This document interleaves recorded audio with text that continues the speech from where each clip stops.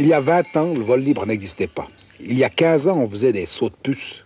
Et aujourd'hui, grâce au vol bivouac, on peut voler des jours, voire même des semaines.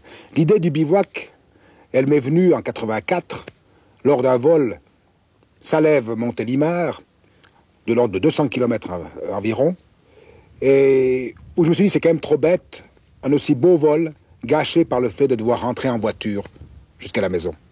Alors, je me suis dit, atterrissons en montagne, volons de sommet en sommet, poursuivons le voyage, et comme ça est née l'idée du vol bivouac. Cette idée, cette passion, elle a été rapidement partagée par un ami, Hubert Aupetit, et ensemble, on a mis des principes à un grand défi qu'on a appelé le Cap 444. Le Cap 444 doit couronner le premier deltiste au monde qui fera 444 km sans l'aide de personne, uniquement avec son aile, sa tête et ses jambes.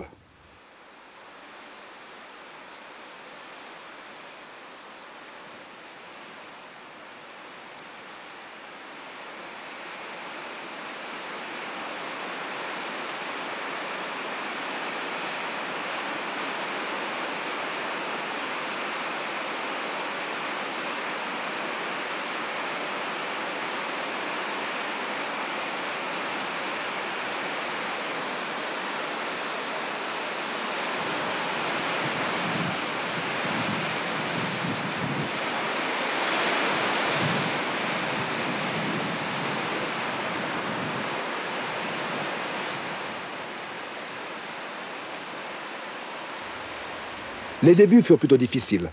En 86, j'ai détruit mon aile au Grimsel.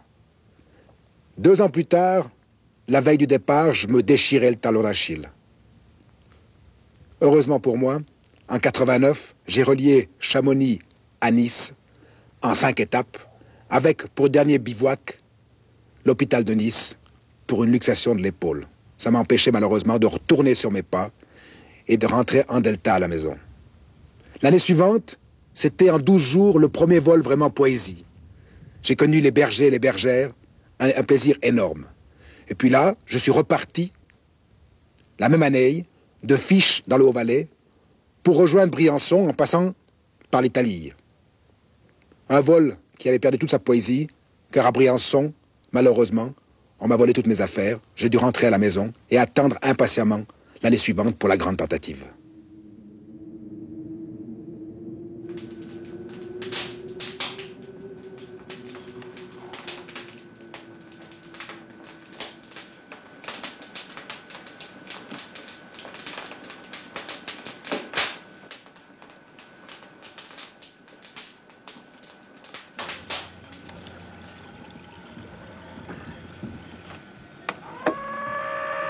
Qu'est-ce que t'as dit ?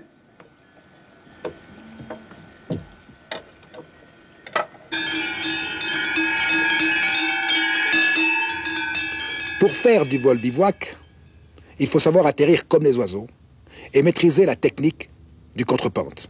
Il s'agit d'arriver très vite sur la pente et la remonter en la léchant à quelques mètres du sol, sur une dizaine de mètres, et s'arrêter.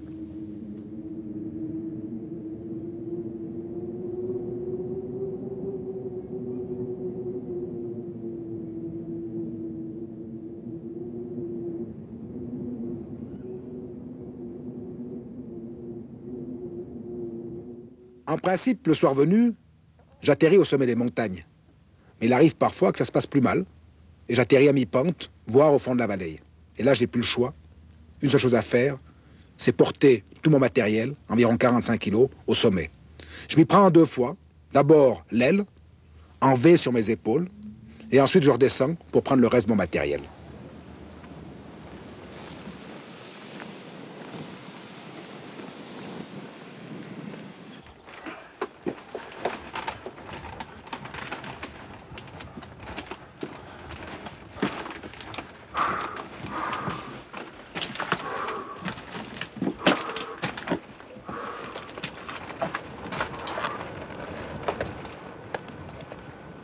Ma bête noire, c'est le mauvais temps. Il m'est arrivé plusieurs fois de rester 2, 3, 4, 5, 6 jours dans l'attente du soleil.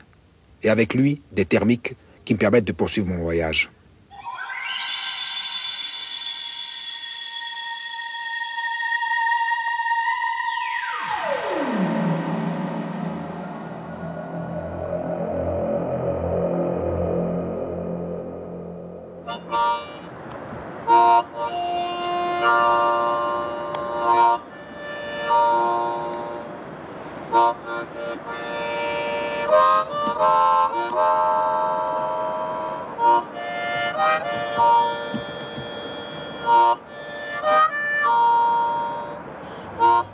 Je vole en moyenne 4 à 5 heures par jour. Le reste du temps, je lis, j'écris, je joue de l'harmonica, je fais de la randonnée. Puis, je joins l'utile à l'agréable, même si c'est un peu frisqué.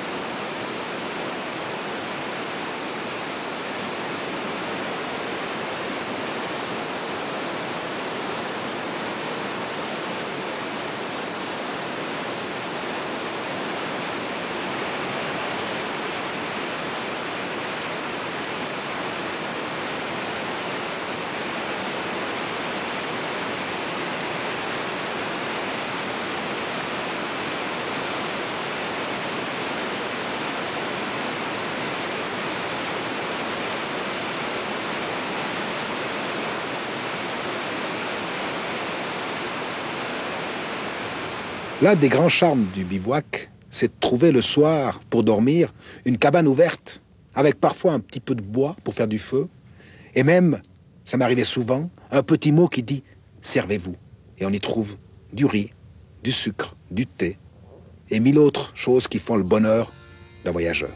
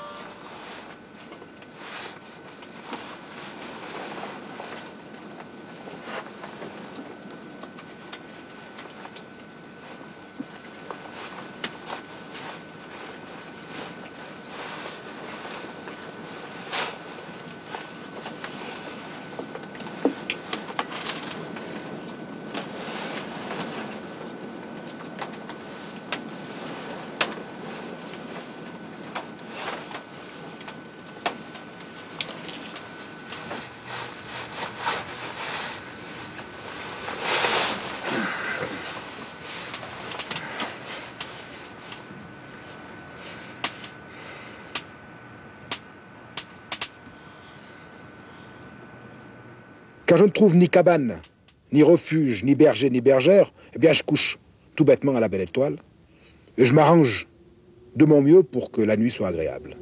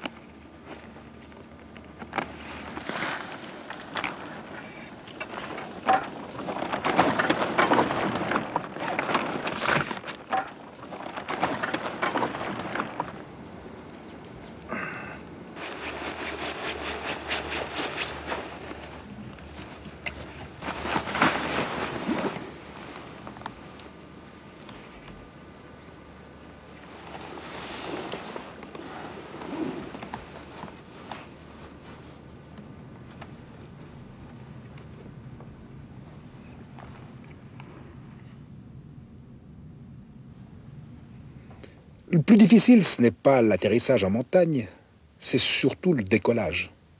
Il y a le lieu à choisir, il y a l'heure, et aussi la manière, parce que seul, dans la montagne, vaut mieux pas se rater.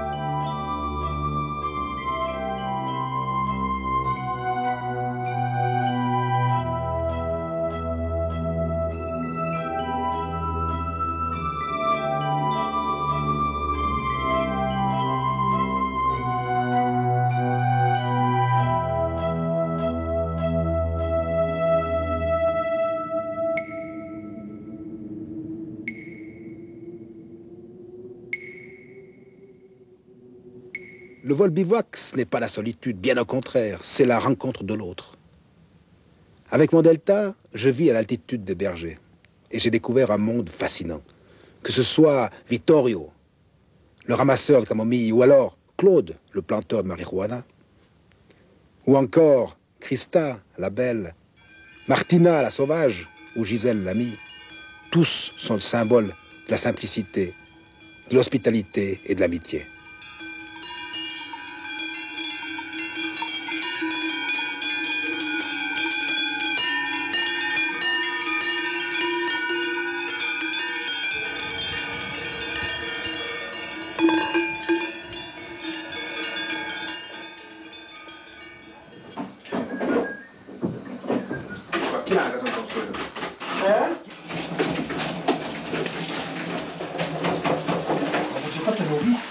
C'est pareil, je veux dire.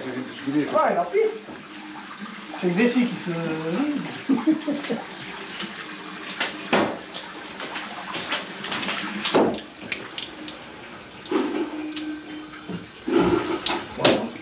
Tu écris, toi, quoi. Ouais. Mais qui c'est qui te dit? Hein? Qui c'est qui dit? Toi? Oh non, jamais vu, moi. Hein? Non? Ce sera mon premier lecteur. Non, pour ça, un bouquin que je fais critique. Je te passe un article. Tu écris dans quoi, encore? Dans les magazines. Les magazines spécialisés, surtout. Tous mes trucs, c'est... Regardez! Ouais. La barbe!